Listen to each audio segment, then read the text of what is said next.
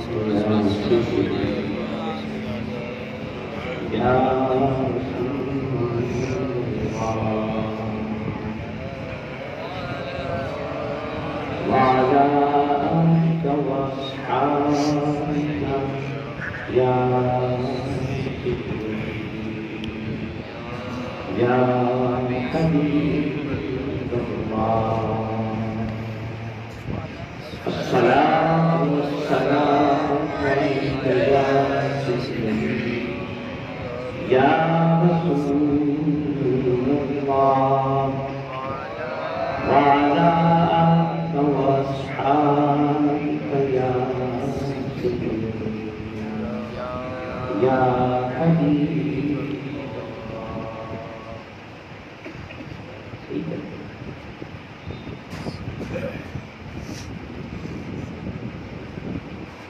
اللہ الرحمن الرحیم۔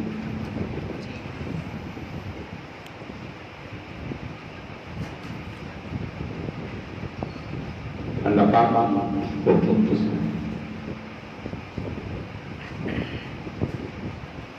رمضان المبارک کی پہلے روزے کی سعادت کے ساتھ نماز فجر کی ادائیگی کے لیے ہم سب جمع ہوئے۔ اللہ پاک کی بارگاہ میں دعا ہے کہ رب القدوس اس ماہ مبارک کی برکتوں سے ہم سب کی جھولیوں کو مالا مال بنائے اور تمام قبول اس سے مستفیض ہونے کی توفیق عطا فرمائے۔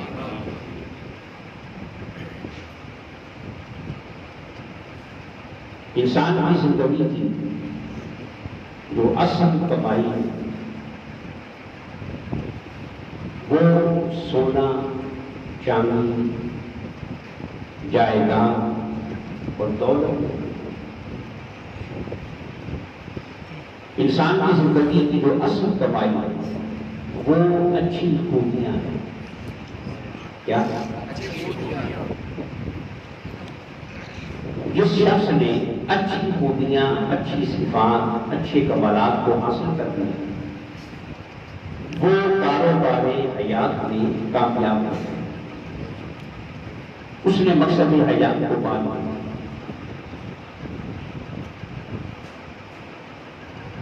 حضرت امام احمد بن حنبل رضی اللہ عنہ آپ کے ایک شاگرد تھے۔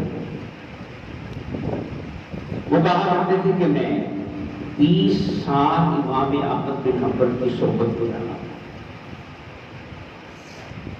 اور 18 سال میں نے ادب سیکھا ہے اور 2 سال میں نے علم سیکھا ہے۔ علم سیکھا ہے 2 سال اور ادب سیکھا ہے۔ یہ ادب کرنا ہے، یہ اچھی خوبیاں ہیں، اچھی صفات ہیں، اچھا طرز حیات ہے۔ تو فرماتے تھے کہ کاش کہ میں 2 سال بھی علم نہ سیکھا، یہ بھی ادب ہی سیکھنا ہے۔ تو یہ بات یاد رکھیں کہ زندگی کا کمال، زندگی کا حسن، زندگی کا حاصل کیا ہے؟ اچھی بولیے، اچھی خوبیاں۔ اور جب انسان کے پاس اچھی خوبیاں آ جاتی ہیں تو دولت بھی آ جاتی ہے، عزت بھی آ جاتی ہے، شہرت بھی۔ جس شخص کے پاس علم آ گیا، ہنر آ گیا، اسے روزگار آ گیا، اور جس شخص کے اخلاق اچھے ہو گئے اسے محبت بھی مل گئی، عزت بھی مل گئی، اور جس کی زندگی میں عبادت آ گئی اسے مولا بھی مل گیا۔ تو یہ ساری نعمتیں اچھی خوبیوں کی خیرات ہیں۔ تو پھر انسان کو کس پہ محنت کرنی چاہیے کہ میری زندگی میں کیا آ جائے؟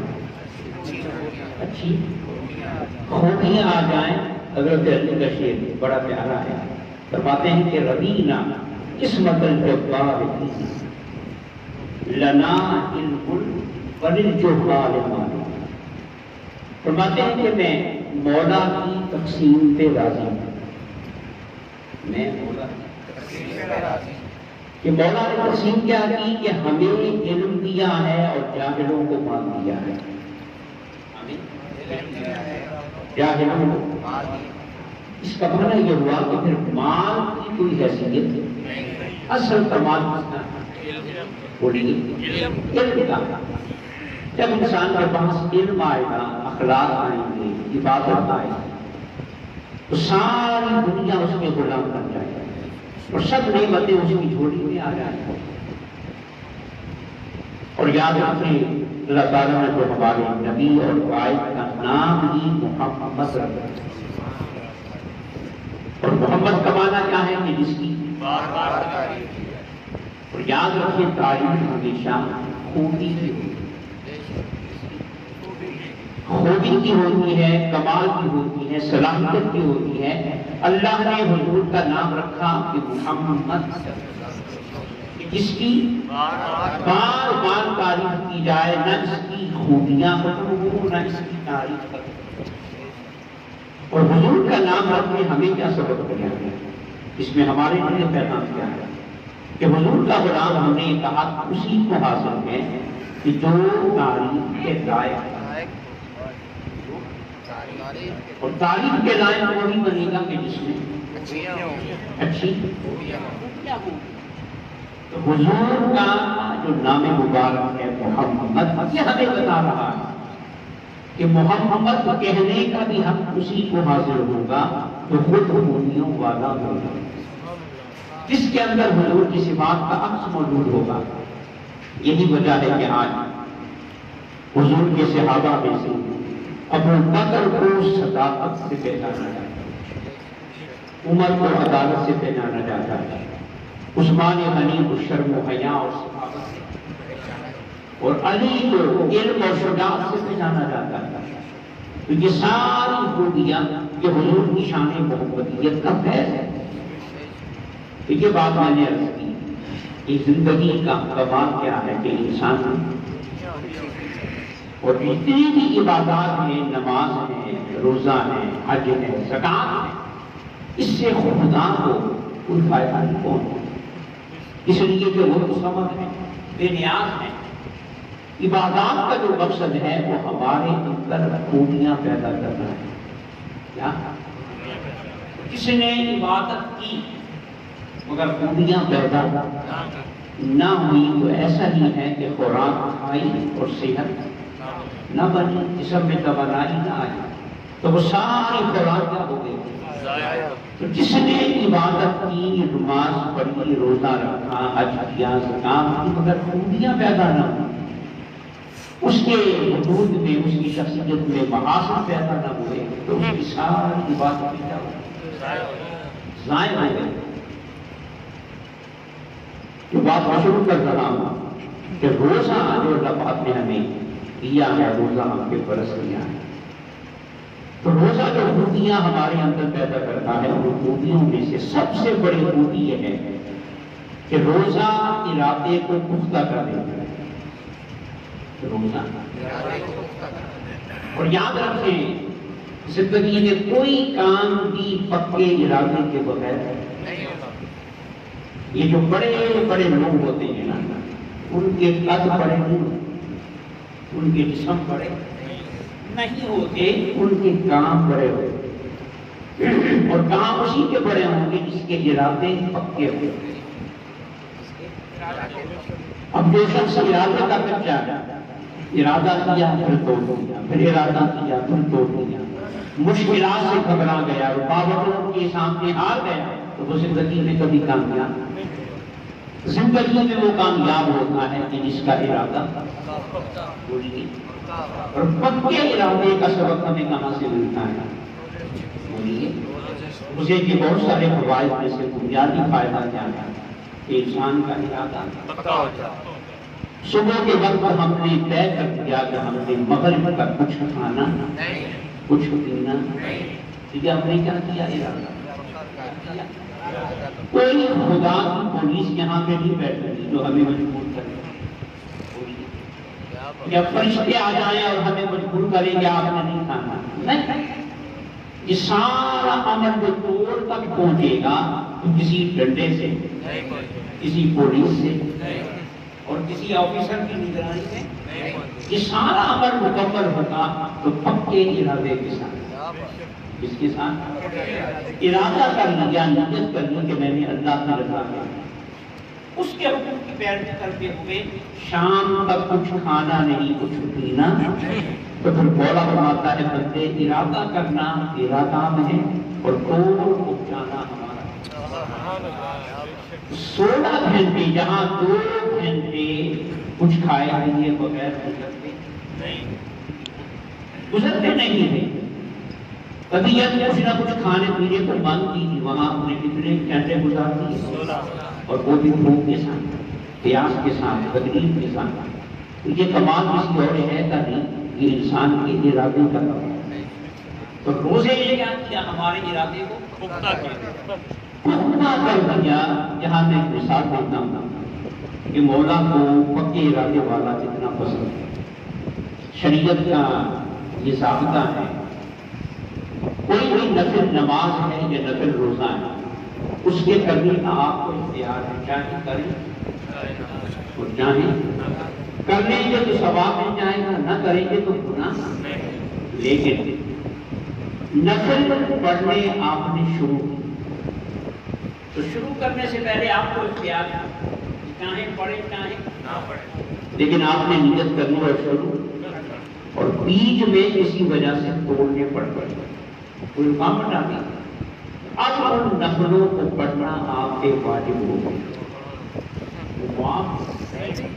روزہ نفل شروع کیا، نیت کر لی، شروع کر لیا روزہ نفل، اور بیچ میں آپ کو کسی وجہ سے اسے توڑنا پڑ گیا، اب وہ روزہ آپ کے لیے نفل بلکہ کیا واجب ہو گیا۔ کیوں واجب ہو گیا؟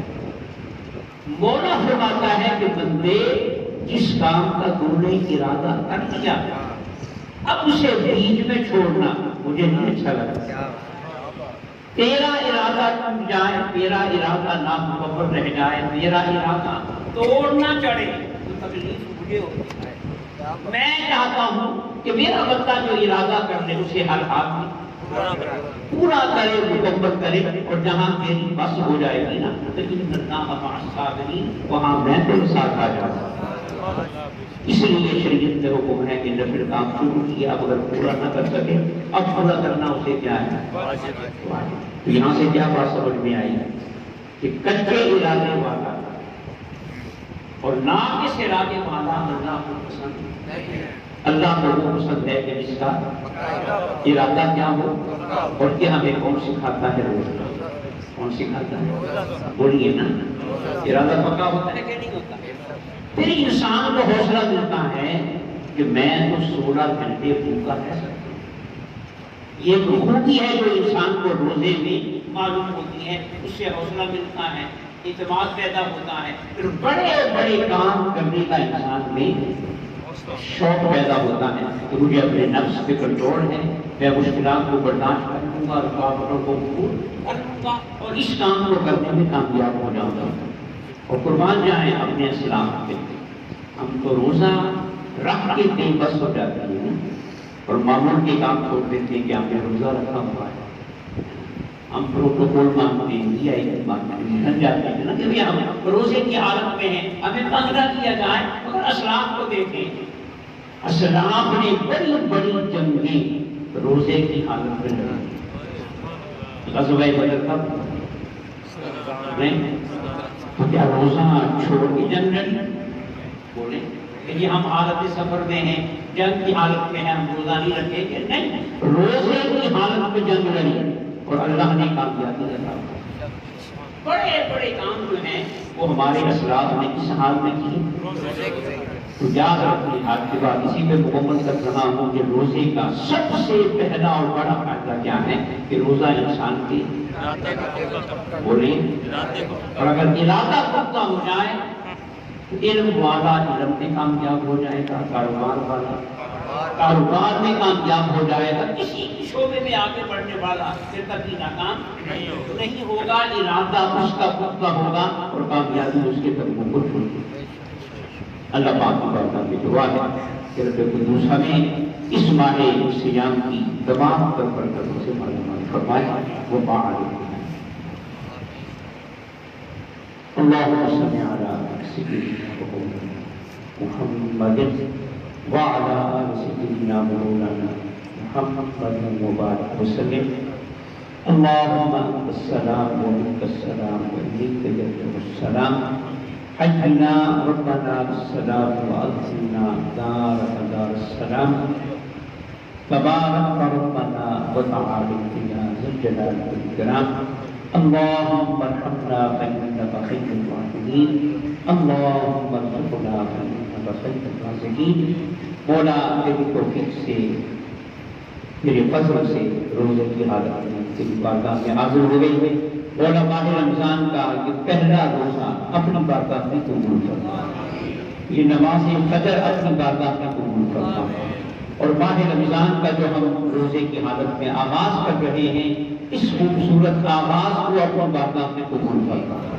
مولا شروع کرنا بندے کا کام ہے مکمل کرنا تیرا کام ہے اپنے فضل سے مولا ہمیں اس ماہ مبارک کی تمام روزے رکھنے کی توفیق عطا فرما عبادات کی توفیق عطا فرما اپنے آپ کو بہتر بنانے کی توفیق عطا فرما اپنے ایمان کو اپنے عمل کو اپنی عبادات کو اپنے اخلاق کو پہلے سے بہتر بنانے کی توفیق عطا فرما اس ماہ رمضان کا صدقہ ہم سب کی نیک حاجات کو پورا فرما بیماروں کو شفا عطا فرما پریشان حالوں کی پریشانیوں کو دور فرما مولا آج لاکھوں کروڑوں روزے کی حالت میں ہیں اور دین کی عبادت کا آغاز کر رہی ہیں مولا اس کے صدقے میں اس پوری قوم پہ رحمت نازل فرما اس پوری امت پہ رحمت نازل فرما اور مولا ہمیں اپنی عبادت کا زیادہ شوق عطا فرما نبی کے رحمت کے نقش قدم پہ چلنے کی توفیق عطا فرما ہم سب کی نیک حاجات کو نیک تمناؤں کو پورا فرما اور مولا اس ماہ مبارک میں اپنی عبادت کے ساتھ ساتھ اپنے بندوں کی خدمت کی توفیق عطا فرما رحم کرنے کی توفیق عطا فرما غربا یتاما مساکین کے سروں پر دست شفقت رکھنے کی توفیق عطا فرما ہر بڑے کا عدد کرنے ہر چھوٹے کی شفقت کرنے کی توفیق عطا فرما وصلی اللہ تعالی